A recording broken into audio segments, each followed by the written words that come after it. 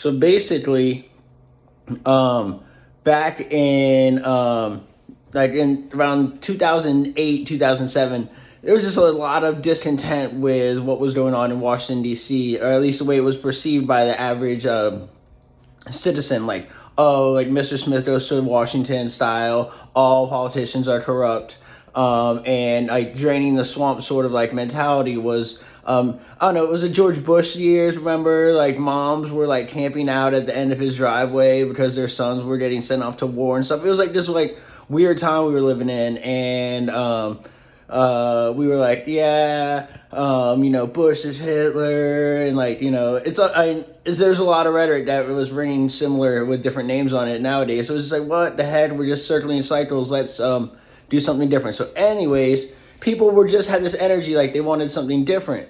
And then Barack Obama came along and was elected president, and it was like this was this thing. And it was like this thing that people were like, oh, wow, this was a big change.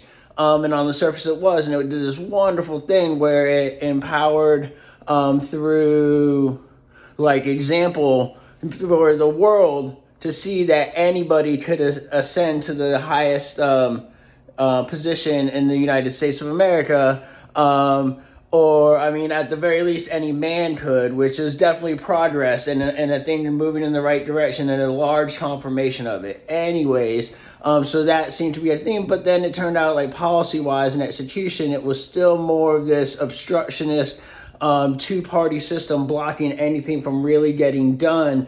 So they'd have to pander to each other to get any small movements instead of this like driving the train forward into the future that the people thought, that they wanted. And so there was this big groundswell of energy, even under Obama, for like something different outside of this two-party system that had us in a stranglehold.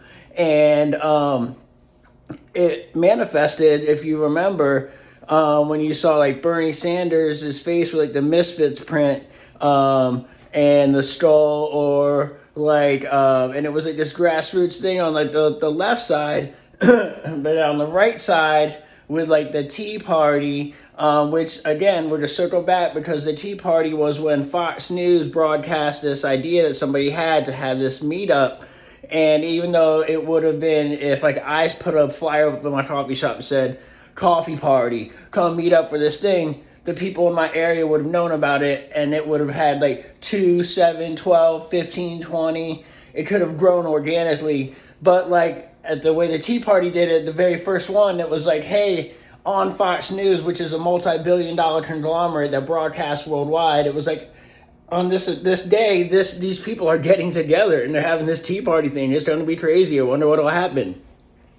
And so it was just from that group. But anyways, they saw that and they tapped into the energy of discontent in the system. And so they made the Tea Party was like not planted. It wasn't fake. It was real, but it was broadcast via the Fox and other networks to give it legitimacy and help it grow. So put fuel in that actual fire. So this was this energy that was bubbling in America. And what happened was, for whatever reason, I can't say for certain, but Bernie Sanders was not the candidate in 2016. Some people have points and say like somehow it was super delegates and other ways of manipulation. The party insiders of the Democratic Party felt that Bernie Sanders was too far outside of the norm to win over all of America, whereas Hillary Clinton was a safe bet because she was a continuation on the track. From my personally at the time radical standpoint, it seemed like no, clearly both sides really want something over here, something that's different outside of the system, and Bernie versus Trump is what the people wanted to figure out which way this train was going to drive fast into the future. And for whatever reason, by the time the Democratic convention came around for 2016, it wasn't Bernie, it was Hillary Clinton. So you had on one side everybody that wanted something different outside of the normal Washington two-party regular train. And then you had Hillary Clinton, who was like representing everything that was the traditional system. In addition, she had the name that tied it connectly right back. So all of that was working together. So you had Donald Trump was representing everybody that was like, no, this system is rigged, it sucks. And in fact, it sucks so bad, he's even like, it made me and my friends rich, that's how bad it sucks, I'm telling you all that. And then you had, on the other side of that, instead of having Bernie saying, no, it's rigged for him and his jerks, like we need to do our things and, you know, make it work for all of us, like whatever. They were both saying that over there, that has to change. And all of America was saying that over there, that has to change. We just had an election and Donald Trump was reelected. Congratulations. I know sincerely, like for everyone that wanted outside of this, everybody that wanted this, like congratulations. But the thing is, like to get here, there was so much Trump like smashing that people feel that like all this negative energy, like is why people chose this. Like, how could you choose this when like the one that was this was saying how much bad stuff all of this was.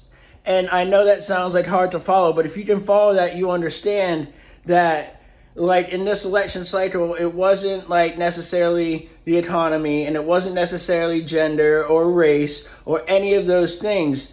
The thing was that same bubble, that energy that we got to drain that swamp. We got to make this like leadership reflect the people and try to make this ship right its course has to happen. That energy, that was called Let's Go Brandon under Joe Biden.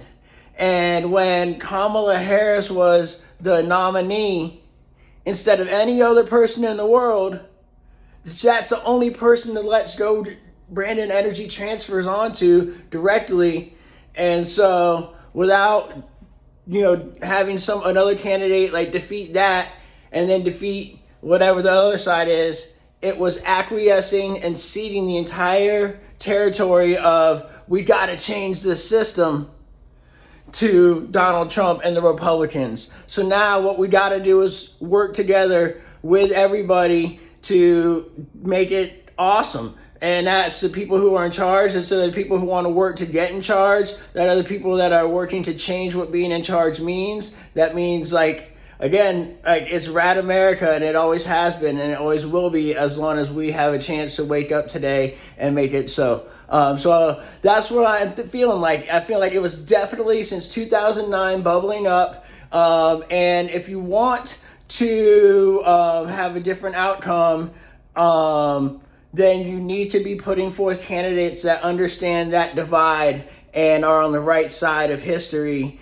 And if you really want to fix it, we can start that terminal party I've been talking about, which is one plank in the platform. We get the biggest tent in the history of politics. And what it is we get enough people at our highest levels of government as party members to draft and pass a constitutional amendment removing political parties from the process of governance. And then we can have representatives represent the constituents and vote based on issues and caucus based on similar constituencies and not beholden to national ideologies. So that's what I'm saying here in the dish pit. That's my pit take, my hot wash, whatever. I'm just saying I'm Zachary, and I don't have enough energy to talk about that all the time or why, but that is my understanding. Not like it's like you got that, and then you got like economy, and then you got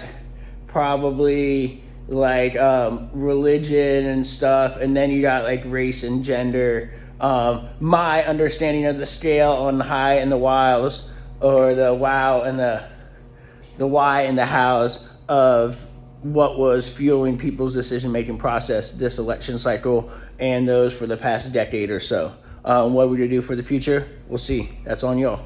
Peace.